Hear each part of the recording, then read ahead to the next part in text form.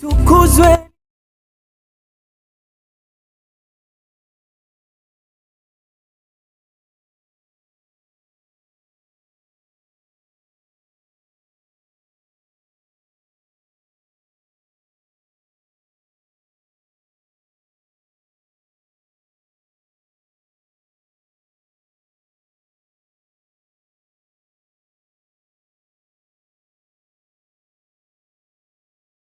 Perform a song called Mulembe.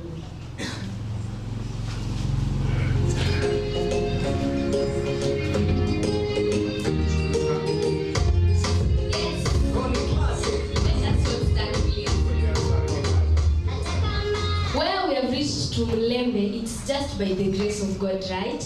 Tulianzia Kakamega, saizi tuko Vihiga.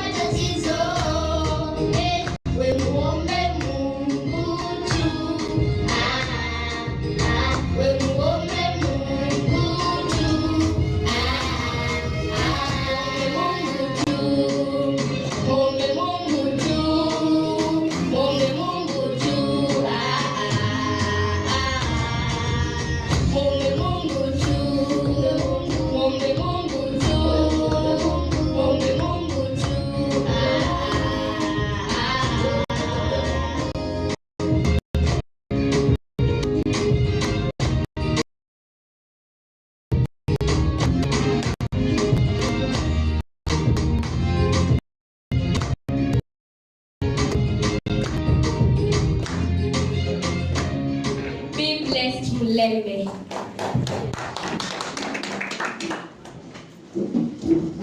Chantal, congratulations for your award. It's surprising that we didn't know, otherwise we should have given you a present that time. Huh? But today we will see what we can do as Mulembe Nation. So I would like to take this opportunity to invite the chair of Mulembe Nation Agenda to make his introductory remarks. Thank you very much. I don't know whether the host is around to welcome us. Ama kombani kidogo. Host wetu tunaweza kuwa tuko hapa kimakosa. Okay. Mulembe boss. Siko hapa kuja utukaribisha.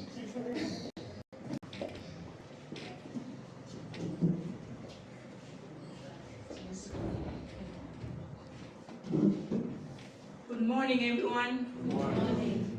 It's a pleasure to see all of you here. Thank you so much for taking your time to come to Vihiga to stay the post. The host of this place is Ambassador Ken Vitisia. I am Mrs. Vitisia. I'm standing in the gap. He had actually an emergency trip. He should have been here with you. He really wanted to host this Mulembe Nation. He's actually so passionate about Mulembe and everything Mulembe. And Chantel has just been here and has told us something. For the Mulembe Nation to grow, we need to focus on the young talent. Because as we are moving, isn't it? And Chantel, thank you so much for reminding us. That's really a good thing that we need to take on. That's already a challenge that we have, and we actually identify our opportunity to move these challenges. You've seen the young man here with the Shairi. That was very good. Thank you very much. I won't go into much. I just want to welcome everybody who's come on board and enjoy your day. I'll speak much more later in the day. Thank you very much. Thank you. I think now we are free. Studio? Yes. We are very, very free. We have a few of our guests who came after the introduction. I can see before I come to Mkubwa, wacha niite ule Mkubwa mwingine introduce. My brother, you came in when we are introducing ourselves. Yes, Mulembe, bananganga punyonchi kunyobo, rulanga mo Kakamega County. I'm one of the members. Und it's a very learning.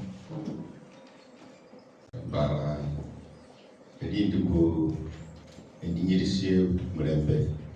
Potizana no kutitoyo. Muste fakalo mata. Asante. You heard the name, which is very difficult. Ponyonchi Kunyobo is an author and a consultant in finance. It's very difficult. He's working with our presidential candidate, 2027.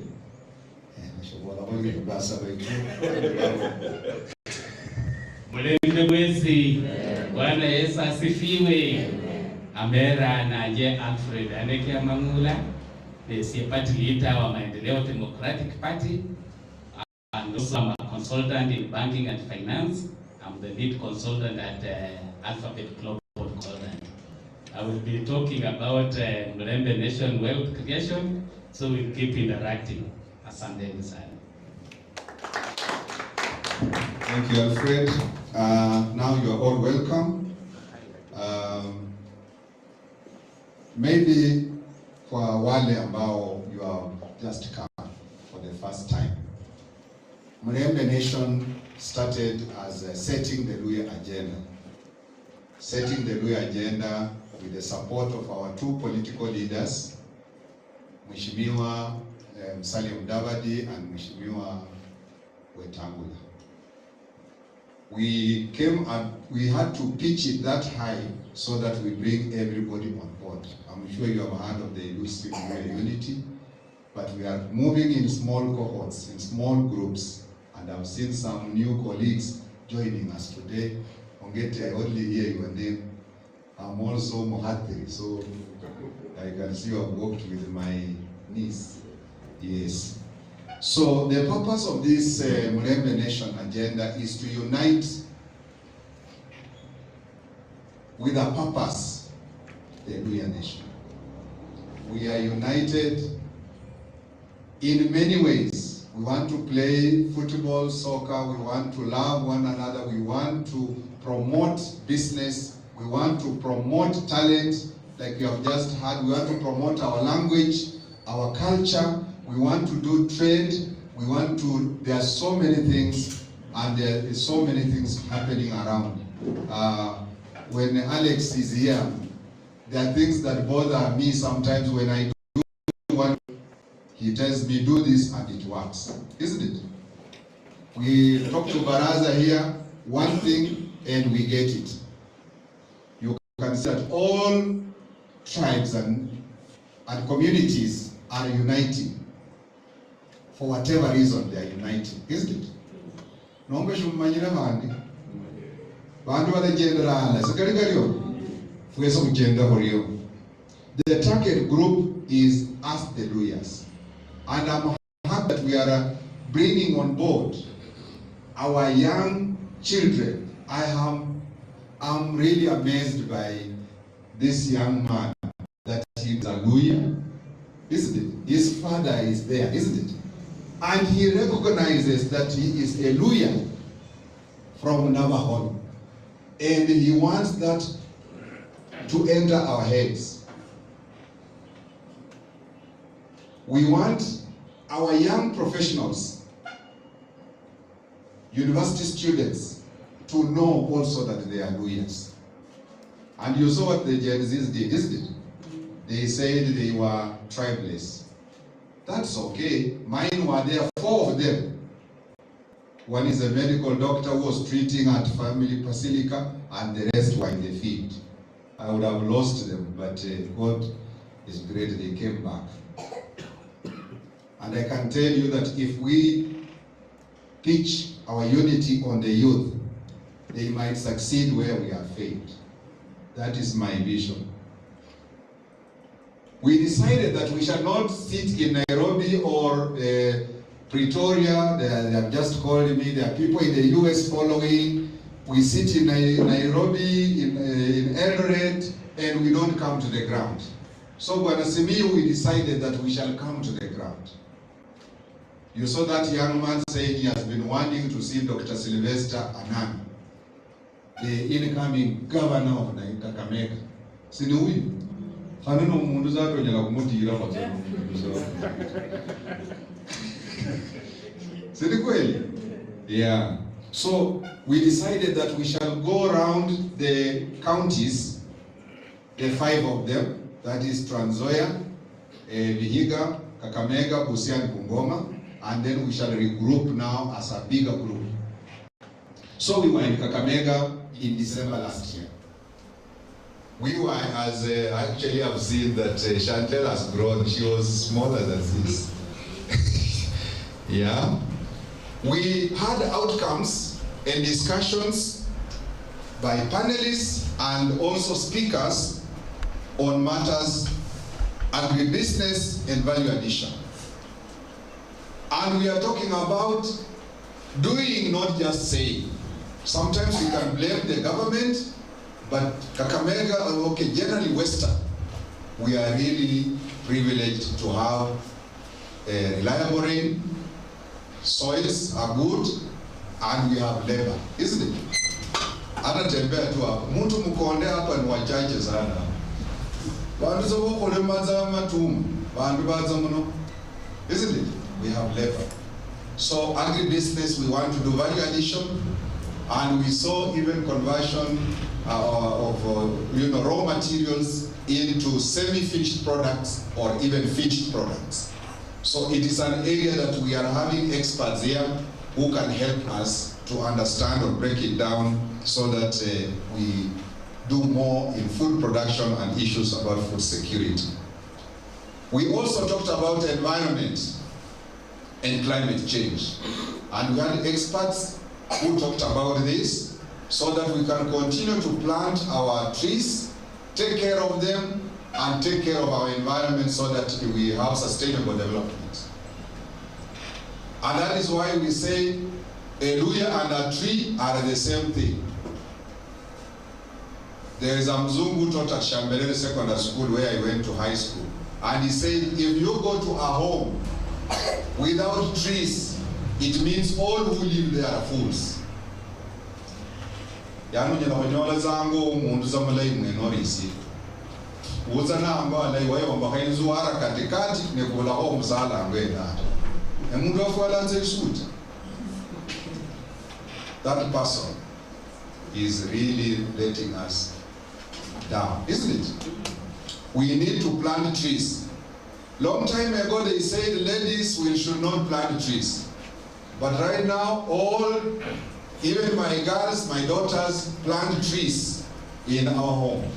I think we need to take care of our environment by each one of us being commissioned to plant trees. Then we had issues about trade and commerce that we need, that we need to enter into the business environment. And we have had, my brother here is a banker. He has been in Barclays for many years, and there are many other guys, my brothers and sisters there who have worked with KRA to help us understand how to do tax returns so that they do not sell our businesses. We want accountants who are here to assist our entrepreneurs to get into business opportunities and then to do business and do proper reporting so that we do not go down. And here we were looking at even real estate, and we saw that the one man that has led in the whole of the 5 counties is the Mzee Ibrahim Ambwele. Yani, muzabo nwe waku pa professor ba muno hata muno. Ongeti sutuko, hata bibi niko. Yani kwa kwanza dala tuka. Yani,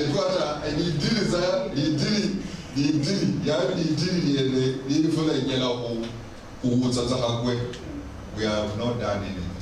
So we congratulate Ambassador Vitisia and Madam Rasoa for even entering real estate and in hospitality. We want each one of you, me included, to go into investments, savings and investments, so that we can contribute to the employment creation that our young people are suffering from. We are the top, even in university enrollment. Watoto wetu wameenda wamesoma. My daughter graduated from Moi last year with a civil engineering degree. She is doing some work.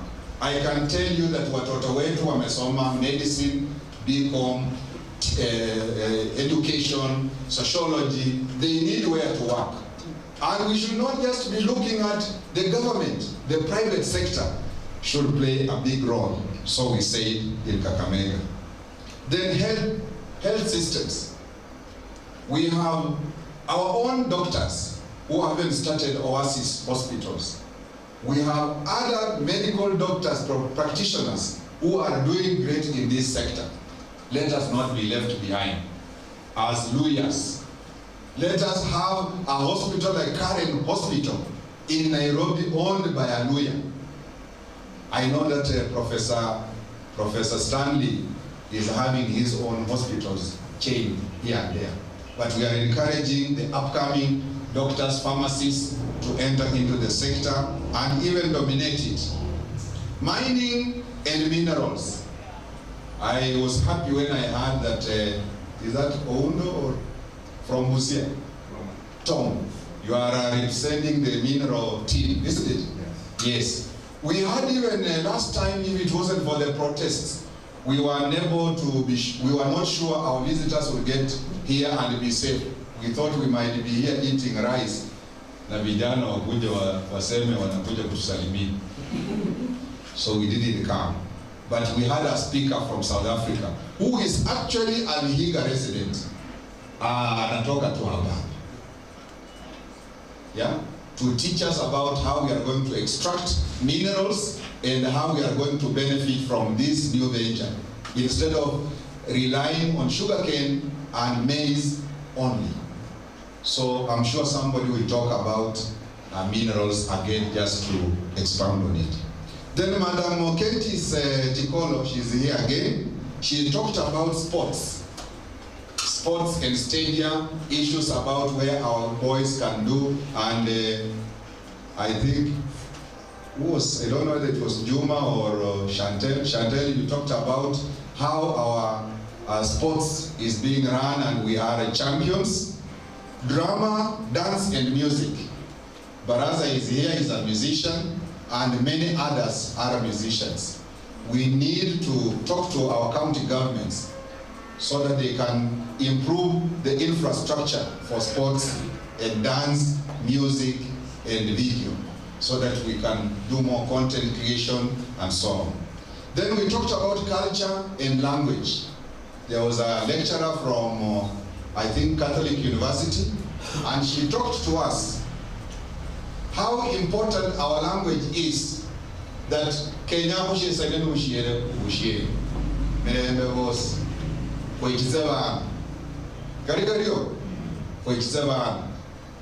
tufundishane lugha. Hata kama wewe ni Mbukusu, I was following 2 people in Kitale karibu na cereal board, and it was a Maragoli lady and a Bukusu man, and they were walking going to the market, and each was speaking their own language, and they were enjoying the talk. Ezibora he holosi na wanaenda. Isn't it? So language should not divide us. Instead, it should unite us. It should be the key thing to unite us. Sports, we know that with Alex there, Alex, you are doing a great job with AFC Leopards. We support you, and we should support AFC Leopards. Whether it is down or not, we should support. But I'm seeing you are doing a very great job. Then lastly, I think you talked about the value of medical resources from our forests, how we get herbs, the medicinal plants that we have. My father was a herbalist. Kama si kichwa ngumu na kujifanya mwerevu, ningekuwa na mtibu nyinyi. Alikuwa anafanya kitu like detox. He will give some half a glass to somebody mwenye ako amefungana, and some will actually give birth. Maybe, I think there was a problem somewhere. Inafungua kabisa all the tubes. Bana wala ngoza sunguti ingei kwa sababu ya kusaidia wamama. Na madawa tuko nayo.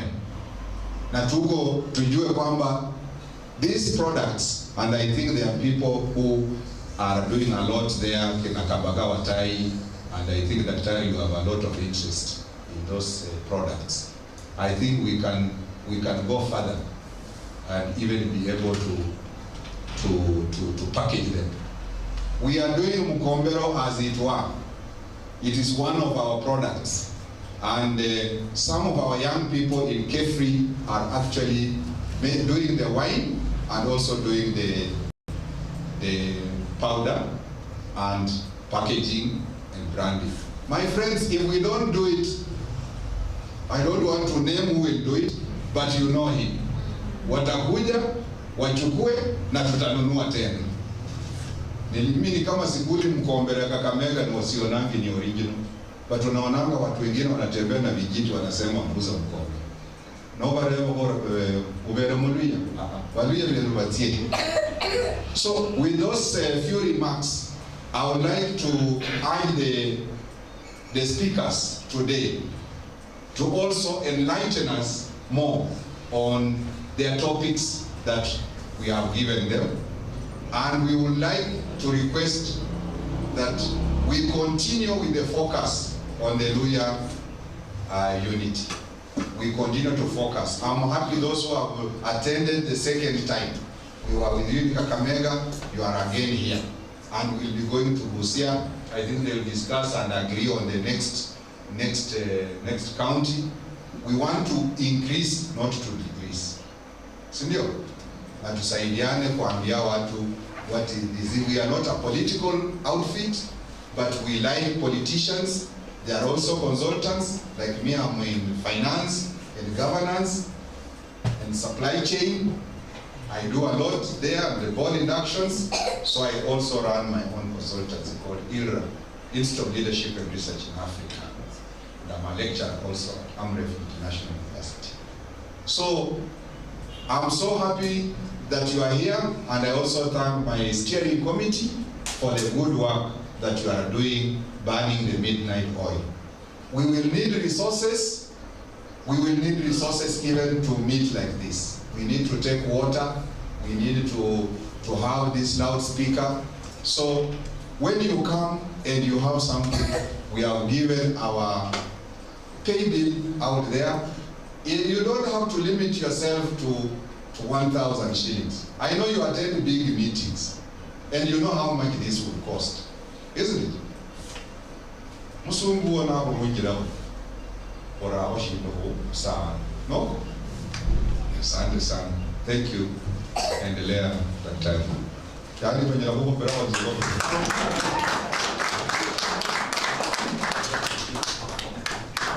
Thank you very much. I really appreciate it.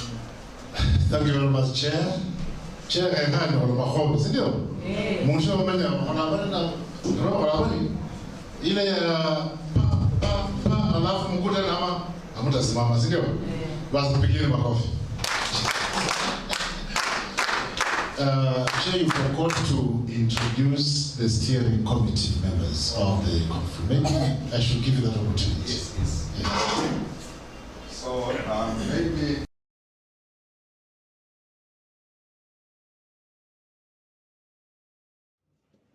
Welcome.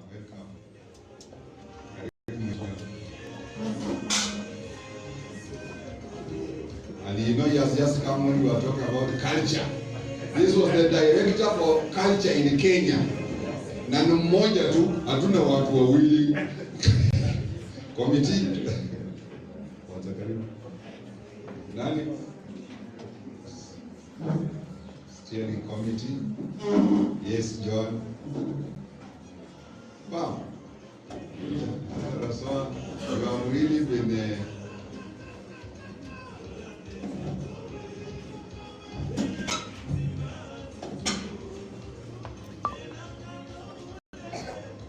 these are the people that are steering the agenda. They are very passionate and I really appreciate. Just I'm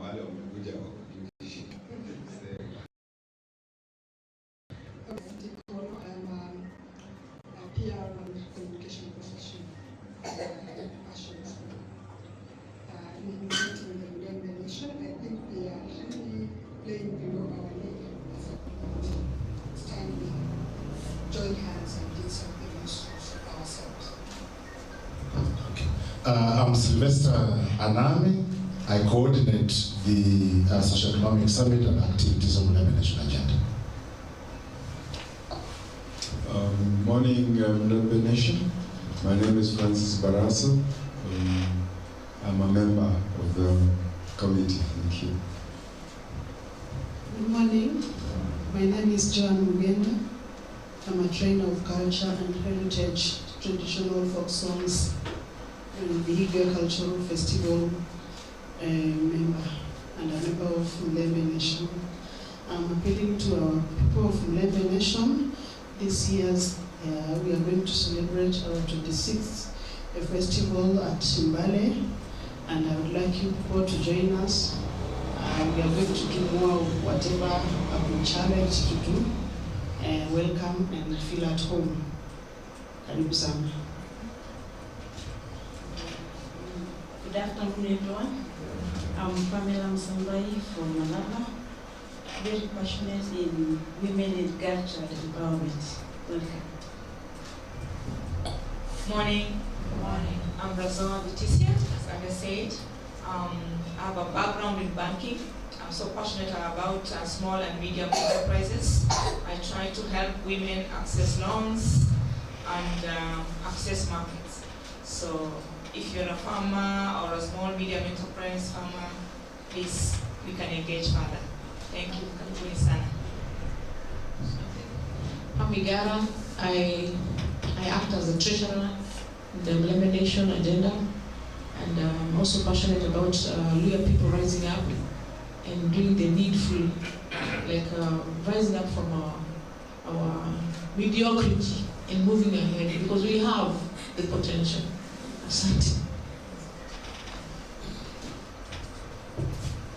Asante sana, Chair and the steering committee. Two great men came in late. I think I'll give them an opportunity to introduce themselves quickly.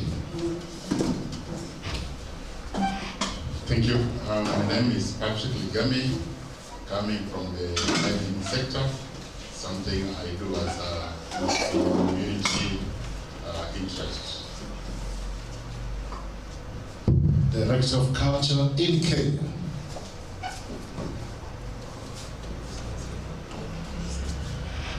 Good afternoon. My name is Visamala Nami. Apparently, he is Sylvester and I am Silvers. Oh. No difference, you know. But my real name is Visamala. So you can stop at Visamala or Visamala Nami, combination. Then we will be confused. But we have learned something between us. That's all. The moment we are an independent culture expert, I facilitate for UNESCO and capacity building for Intangible Cultural Heritage Convention 2003. Stop there. There are very many other small things. Let me not go into those ones now. Barikiwe. Thank you very much, my namesake, Sylvester. Actually, people have been confusing this, but it will be to our advantage. I would like to recognize one person in the diaspora, Mr. Adonga Kiharangwa. He has actually contributed significantly to the success of this summit. And therefore, I believe we need to move forward to our keynote speakers. I would like to invite Mr. Patrick Likami, who will give us a speech on mineral exploration, beneficiation, and how this can impact Mulembe Nation positively in socio-economic transformation. Welcome, Mr. Patrick.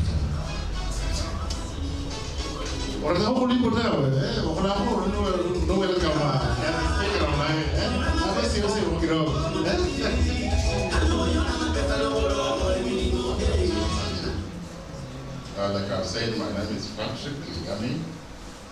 Maybe before I begin, I have a few of my colleagues in mining here, so that we have an understanding of how spread the mining activities are. I have my chair from Busia, please just come in and just tell us something about what is happening in Busia and mining, some comments that we can continue. So this gentleman here is waiting gazetteman from the CS, is going to be the chair of the Synod Mining Committee, Busia, where we already are having mining activities that we have been overseeing. Thank you, Patrick. I was really wondering, I was looking at the door, who is my chairman? I reside in Kakamega, and I'm also an investor in Kakamega. I have a plant, a leaching plant for gold processing at Ikolomani. My name is Abeda Otoma. I come from Busia. Busia has mines spread in Angurai.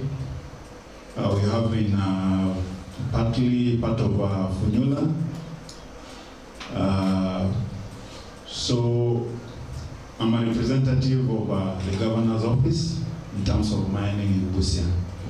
I'm waiting for the gazettement, but I may just touch a little bit of mining. I've been in this field for about 10 years, and there is so much potential that we people will not see. And it's quite unfortunate that we've left foreigners who are here.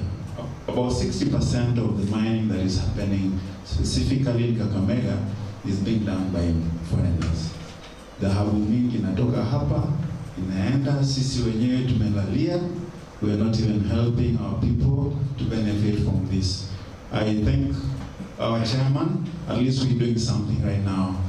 For the cooperatives that we put in places, we are going to educate our people and we need support. Msika ya Nairobi, pesa ikaba mingi sana. Mingi zaidi. Thank you, Chair. I'll leave that. Asanteni sana. Thank you at least for intending Busia, so that we are on the same page when he talks about a leaching plant. is one of those methods of extracting gold from the tailings, what we call sellers. And if you wanted to get gold in bulk, then you had better go to the leafing plants. These guys make almost a kilo every week. And a kilo of gold now, as we talk, is 10 million shillings. And that gold is here with us in Western Kenya, and you can be sure more than 95% of that gold does not benefit our people. I was also expecting the chair, Vihiga, Alan, Nyanje, maybe he'll come in late, so that he would have also given us a rough idea of what is happening in Vihiga. So, I don't know exactly where to begin, because mining is really wide. And there is so much we'll talk about. And as I came here, I didn't know that to prepare an academic paper or just we talk a language that is on Mulembe so that we can understand each other and really get the core things we need to do so that we can benefit from this particular sector. Now, when we talk about mining, let's not go very far. Where we have tiles. These tiles, the materials that make these tiles are right here in Western Province. We are not able to get them and extract. So the minerals we have, which most of us know, and have not looked at them as minerals, we started with what you know, sand. Sand are very, very important industrial mineral. We move next, we have ballast. We cannot have any of our buildings without ballast. First question, who is manning the quarries that give us ballast? And all of us who are in construction, you know how much a ton of ballast is. How much of that money is ending up with our people. We have clays. We have clay like in our place in Butere. We have a lot of clay being ferried from that place, ends up somewhere in Nyanza, and is making tiles. None of us here has even known that kind of mineral is there. We also have clays like what we are seeing in Iresi here.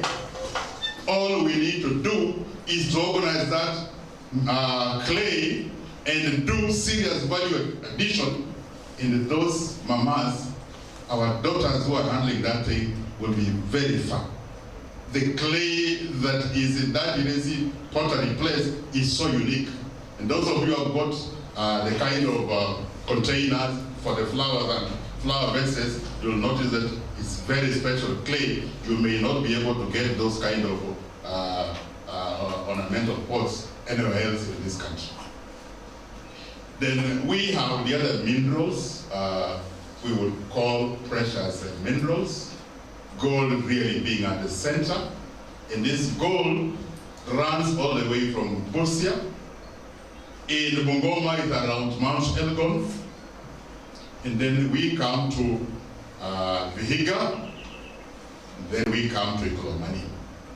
And from the historical background, that Kakamega town started around the rush in for the explorers who came to mine gold around 1980. And even when they wanted to make it a bigger center than Kisumu, then we couldn't raise certain facilities that are required for a place to be upgraded. So the gold has been here long enough.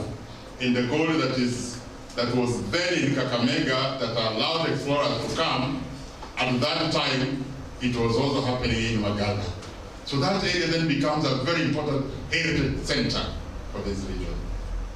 But if you went to Rosterman, where this was done, nobody sees any value in it. The only way our children will ever know that this was a serious mining center is for that place to be properly handled and given the attention it requires. And you'll be surprised that we have tunnels called audits that run from that place in Rosterman all the way to Sigalagala underground. Up to now they have not collapsed. And then from Sigalagala they run all the way up to Vihiga here. And you can do that underground and they're still very intact. So the other minerals we have limestone, we have copper, we have phosphorus, we have iron. So the copper, phosphorus, and iron are mainly around Mount Elgon.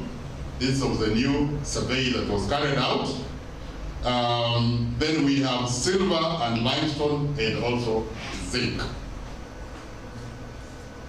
So one thing we'll also understand, we have the 2016 Mining Act that was brought in, those are about 8 years ago. And I can tell you that when now we start talking about exploitation, it's controlled by this legislation. And I'm sorry to say, the legislation has been put in such a way that it is skewed towards the large-scale miners. And the large-scale miners, most of them are multinationals. So when you look at that act, it tells us the Kenyan person can only get 5% of the total returns from mining. That means if we, for example, had a company, let me not mention any, and they were making, say, 100 billion in a year, what will come to the Kenyan government will be 5 billion. And this 5 billion will be spread 70%, which is 3.5 billion the national government, then 1 billion the county government, and the area where the mining is taking place only ends up with $500 million. And when you go to that constitution, they don't even properly define who the community is. And as we talk now, you can imagine Kakamega has only received 16,000 shillings in terms of royalties. When I was in the last Manimata convention, by estimation, Kakamega had produced 1 ton of gold. So try to convert that into Kenyan shillings and see how much money we are losing. And then somebody tells us that our royalties are 16,000 shillings. What a slap in the face. So we would not have come up with this idea. We are just doing the right thing. We are a bit late, and we need you people on board. When I introduce myself, I say I am doing a community service. My background is education. I've worked as a teacher. I have worked as a principal for 20 years. But while I was a student, I used to steal a bit of my time and get down the mines. I remember when I was in Form 5 at St. Mary's Yard, I was a classmate of Richard Tonyonga. I used to go to the shop, and that's how I paid my fees. And still I continued, I ended up being this. So that's why I have an interest in this. And I'm lucky now I am able to represent the miners up to the highest level. Recently I was in China, I attended a lot of conferences. Like I'll be in Uganda here the next time I go there. So I have a bit of knowledge we can share so that we can benefit from our minerals. Now, the issue of exploration, very critical. Our young and old people who are in mining, their method of exploitation is more on what we call historical evidence. Do we have a place where Europeans were here settlers and they mine? So tuanze kutafutia hapa. So that's the way of trying to prospect for the mineral. Another way is just trial and error. Maybe you are trying to make some mud for your house, Obama, then you come across some pebbles, and when you crack them, there is gold. So you start a shaft there. I'm sure that's not the way we want to mine. We have to be scientific.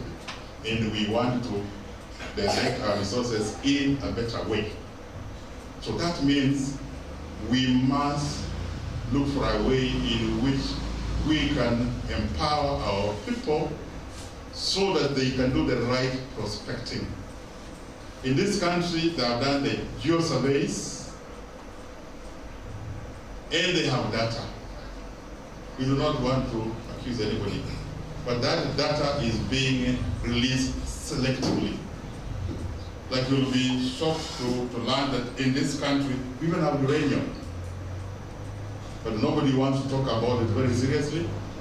And so when we were in the university, I was asking them, when you have this kind of data and you are not releasing, and we have our own population working in this area, now we have a lot of problems even with things of cancer, we being really fair to the population.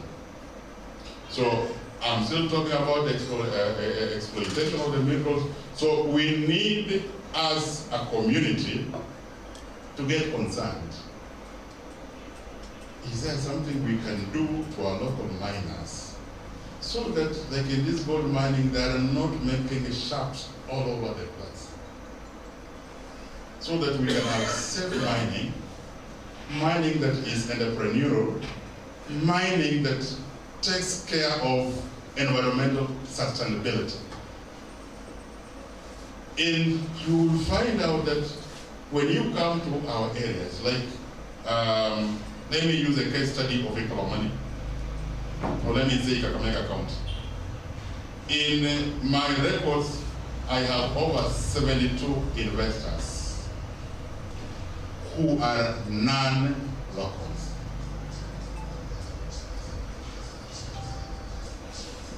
We have 21 leaching sites. He will tell me, he will tell you and confirm this. And out of those 21, 17 are also by non-locals. There are particular communities that really want to take risks, and they have the best aroma. They know it comes from where there is business. And those are the fellas who are now carrying away our gold. We now want to complain when they are already carrying it away. But when this gold is here, and I'm telling Mheshimiwa, please, can you get part of the CDF and give us 10 million shillings? We want to buy pumps and machine for this. We always look at miners as dirty people who have never gone to school, and those are fellas that are hell-bent towards the progress. That's how we look at miners. But I want to tell you other communities how identify this, and they're really exploring our minerals in this part of the world. We need to be bold enough and assist. Some time back, there is a team that came from Indonesia. And we were discussing, and they told us in Indonesia, they have over 4 million artisanal and small-scale miners. And there, the small-scale miners are using machines to move the soil and leave those ores that have the mineral for the small-scale miners now to extract them. The law in this country, they still tell our people, if you are an artisanal miner, you are only supposed to use a spade, a crowbar, and maybe a hand. In this time of advancement of technology, even if it is small scale, it must be effective and efficient, must be managed, because we are a local, that most of our artisanal miners and small scale miners are doing it on their own land. So when you are told you can only mine up to 30 meters, so that is the skewed legislation we are talking about. And we need to stand up and say enough is enough, because even when these bills go to Parliament, I'm happy most of you are here, the big boys are behind. They are. Because how would you tell, God-given resources, you are telling us we can only benefit 5% from it. The exploration is by that foreign company. The determination of how much mineral is down in that place is by that company. And so they sit somewhere on a table and say, this is what is happening, and this is what we're going to do. So what is happening in Uganda, for example, see if we can borrow from them. For them, they now have many categories. They have artisanal, they have small scale, they have medium miners. So when the minister was talking to us in one of the expos, they said, we allow our people to graduate at the level, so that that mining act that seems to favor the other people, before they can get there, our people are already benefiting. Because like, if you gave us resources and our artisanal miners went down there, they are able to get to 200 feet and get that rich gold, what happens is that the landowner, like the current working, will end up with 20%. All the labor will be by our people. And we will also choose where we are going to sell that gold. And even as we do it locally, then the royalties will now be well calculated and they'll still be plowed back to our own community. But the arrangement that is there does not allow that at all. So what are we doing in an effort that we will call you to come and assist? The State Department of Mining, after the 2022 executive order that created State Department of Mining, there has been so much in terms of protecting the small scale and artisanal miners where our people of Western Province fall. So there is formalization where miners now are supposed to get into cooperatives. Bigger here, we have only 5 cooperatives so far. Kakamega has 17 cooperatives. Busia has 1 cooperative. Bungoma is yet to have a cooperative. So once we have those cooperatives, then we will receive applications through the cooperatives. And once they are given now a permit, they will now be supported from the financial institutions. They will be supported by all other well-wishers because now the entities are legal. So again, as an effort, if you want to support our communities, ukienda kule nyumbani hawa mama akiamuka na mtoto kwa mgongo hapa akienda huko, she is her own manager, she is her own operator, she is everything. And they are not used to listening to anybody. They don't even understand the principle of cooperatives. So then we need a lot of mind shift. We need a lot of information so that these people can be taught to leave the old ways, and we now work into cooperatives, have more power, have more resources, and we will compete all those other investors who are coming away from our community. Because once we have the cooperative, you say one miner is giving us, we call it 1 bag, which is, we call it long one in our language. Long one is about 100 kilos. So now when they are at 50, you are talking about 5 tons. 5 tons will require a crusher, will require something else and something else and something else. And now Otuoma will find it very difficult also to get his materials for leaching, because we are insisting from where we are now, nobody, if you're in a cooperative, is going to sell away the Senate or the tailings. We want them to be processed here, and the process must get to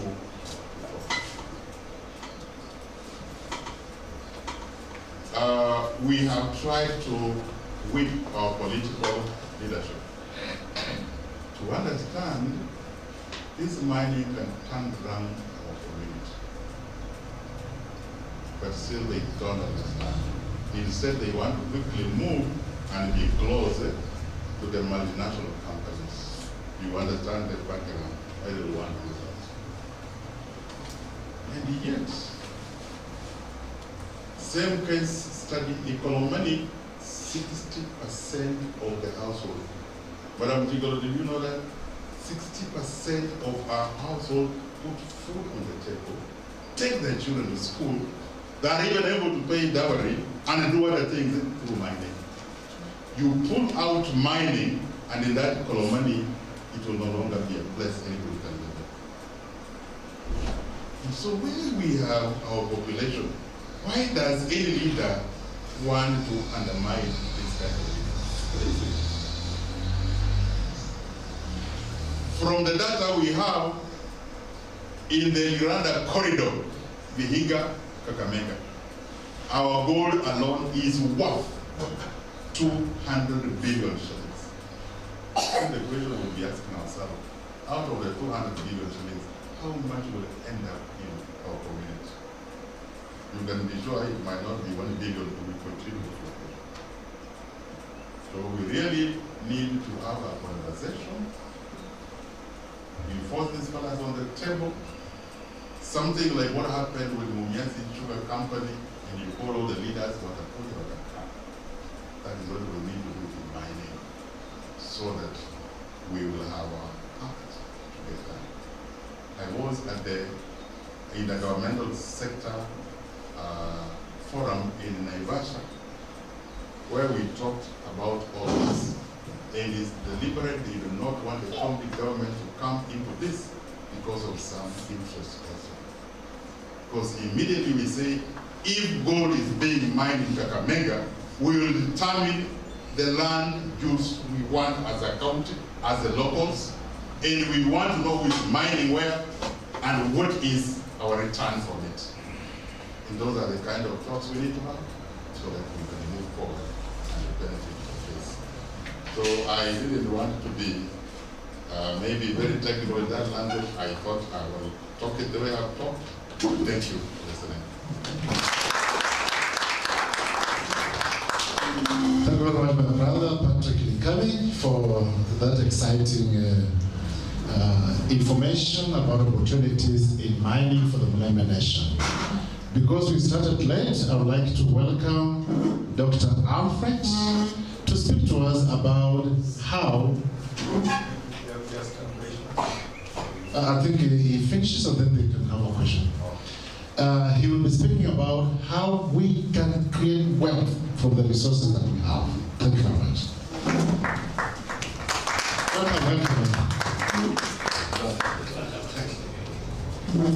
Mchamboni tena ya vile nimesikia majina ni Alfred Mangula. Hapa awali nilisema mimi ni party leader wa Maendeleo Democratic Party, and as you know, parties exist to pursue power, isn't it? So we are going to pursue power. I will be running for the presidency. So I'm preparing a very powerful manifesto. I will be competing on the basis of manifesto. Because I'm sure you're already thinking that now this man may not be having the billions that require. Isn't it? That is what always comes to us in our mind. But as Mulembe Nation, we are very strong in numbers, isn't it? Do you need me to give you money to go just to tick on that ballot that you have voted for me? So if everybody thought we did that thing, don't you think we can make it? Fine. Today I'm here to speak on the Mulembe Nation wealth creation. As I had mentioned, I'm a consultant at Alphabet Global Consultants. I'm the lead consultant there. Having worked in the banking and finance industry for many years, actually 26 years. So I took voluntary early retirement at the age of 52. And because of my culture of developing interest in this field of wealth creation, I'm able to live the same life I led when I was working. I left in 2018. I still live my life the same way I did when I was still working. Because I actually managed to look at how can I manage resources effectively. So I was looking at a number of factors that hinder Mulembe Nation from actually getting economic empowerment. And as you will learn, perhaps that is one of the critical factors that has affected us in terms of getting power.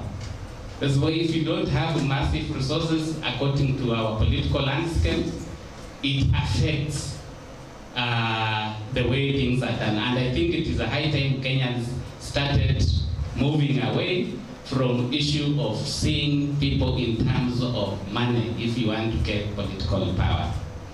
So I explored quite a number of factors, social, economic, and political factors that have affected us, that hinder our wealth creation and thus economic empowerment. So some of them are very, very basic, like when I was exploring the social factors, I realized like the attitude we have towards wealth. Do you know some of our people, the moment you become wealthy, they start associating you with the devil worship. Have you realized that kind of aspect? So that kind of attitude towards wealth creation is a killer. We can't create wealth because now, if you will be seen like you are a devil worshipper. I was looking at some aspects like just what we call envy or jealousy. And I realized amongst our people, if you just buy a great cow, your neighbor will sell the only cord he has to buy poison to have your great cow dead. While in the other communities, the neighbor will see it as an opportunity. So he will plant Napier to sell to you, so that in the future he can also be able to also even buy his own great cow. So that is also a killer that makes our community not move forward. I looked at other aspects like the issue of funerals. You know, it's a very huge industry in Western Alliance. And we spend a lot of money just to say we want to give our departed person the best send-off. You will even be surprised, in some homes, you have a child who is going to school. The only cow that is in that homestead will be slaughtered to feed the mourners. When the time comes for this child to go to school, fees is not there. So I think we need also to check how we treat the issue of funerals in our community, because I see that is also limiting the way we can preserve the little wealth we have.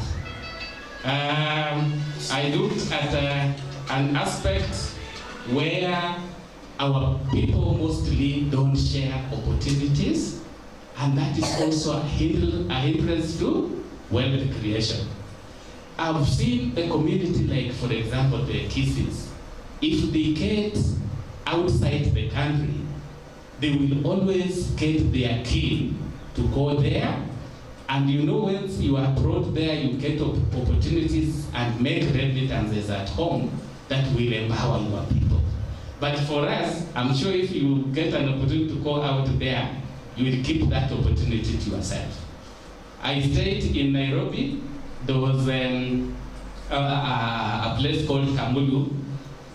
Kisses were inviting each other and they form a park of just one region there.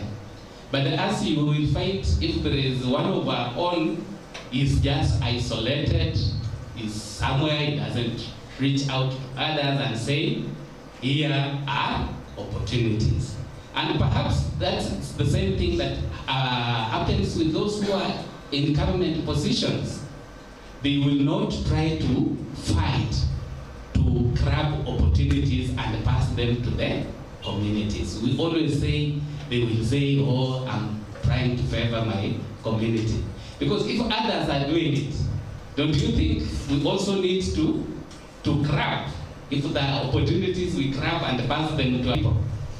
So I think that is the kind of socialization we have, which should be discouraged. Then I was looking at this aspect of loans. Many of our people, when they take loans, they more often think like that is free.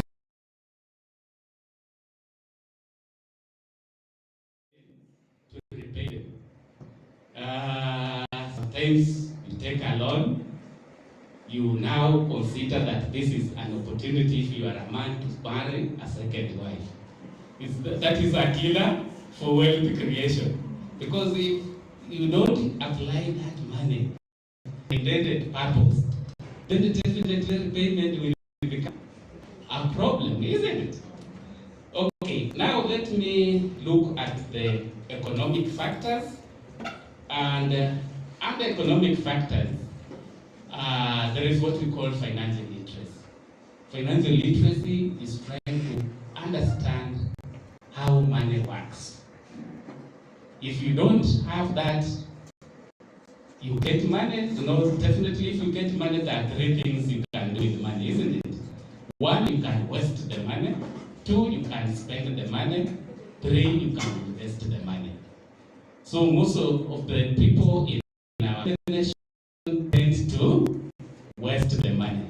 If you don't put that money where it can generate other monies, then that amounts to wasting the money. Then the issue of entrepreneurship is still a challenge to us. We need to sharpen our entrepreneurial skills so that we are able to generate wealth. Because without taking risks into investing, I think majority of us, we are risk averse. So we need now to move risk averse to risk takers so that we are able to compete with others in the community, or rather in the country. There is this aspect of capital, starting capital. You know, once you have an idea of what you want to do, if you don't have capital, then it also becomes difficult to lend the ideas you have. Other communities who have excelled have tended to form their own banks. You will realize, for example, Central, they have quite a number of banks. Somebody started with Equity, which started as a small circle. They have Family Bank, which also started from a very humble background. You will find like Kisses Nyachai had a bank of his own. The Kalenjin, I think they had Transnational. Us, we started an initiative called Mulembe Bank, which actually never saw the light of day. And as you know, capital is very critical in wealth creation. So perhaps we'll be seeing later some of the recommendations I will be making on the way forward. Then political factors I looked at include the issue of us having many dialects, many sub-tribes. As Mr. Caleb said, we need to actually embrace it as something that should help us, isn't it, to grow. We should know the issue of difference in the languages we speak, the dialects, to derail us from actually putting our things, our act together. Because as I said, in terms of numbers, we are the second largest, isn't it, in the country? Perhaps even we could be number one, but you know these statistics, when they are released, because of political reasons, they always tend to the results. So where I sit, we are almost number one. So what are we able to use this numerical strength to get the right leadership? Because you know politics is about getting resources and how they are going to be used, isn't it? So if we don't put our numbers together, then what it means, we will not have a say. In fact, you have just seen recently what has happened in the appointments. Our brother Oparanya, who wanted to be the CS National Treasury, when the right time came, during the campaigns, we were told he was supposed to be made the CS National Treasury, isn't it? But when the time came for now distributing those things, I think they ended up changing him. So the possible reason is he did not go on the table with a vehicle that he could use to bargain. And perhaps that is something we need to look at seriously. We need to come together and have cast our votes as one entity that will give us a bargaining power. Now, I want to look at how can we unlock investment potential in the nation. In this, I looked at various sectors which can actually help us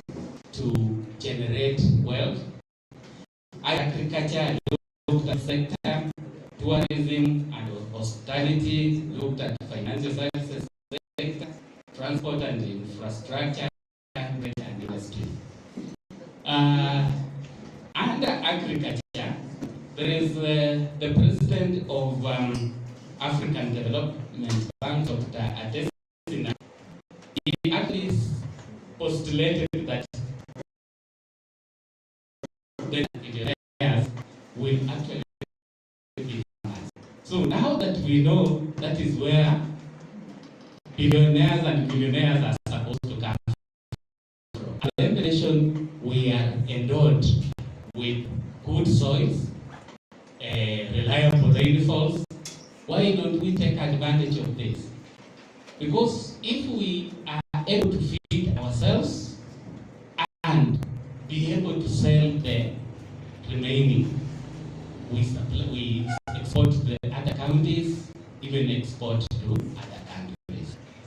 That in itself will mean we get what we call foreign exchange in our nation block. So the nation, as we say, the counties, isn't it? It's composed of the 5 counties. If we can actually ensure that we get, but what is happening at the moment, we have good foods, like maybe you find the meat that is taken there comes from Nandi. You will find like some of the eggs we eat comes from Uganda. So and that will make us not grow very well. So we need to address that area. Agriculture is very key for our growth. Then I also looked at the aspect of health sector. You know, if you are healthy, you can also become wealthy, isn't it? But if you are not healthy, then it becomes to generate wealth. So I am of the opinion that we need at least a key infrastructure. Now, like started level 6 hospital, which actually level 6 hospital, which actually at the moment seems not to be moving on. I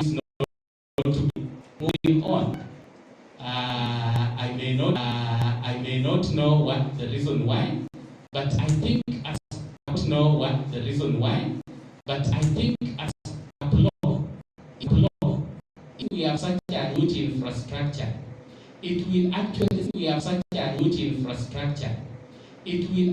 serve the rest of the other counties.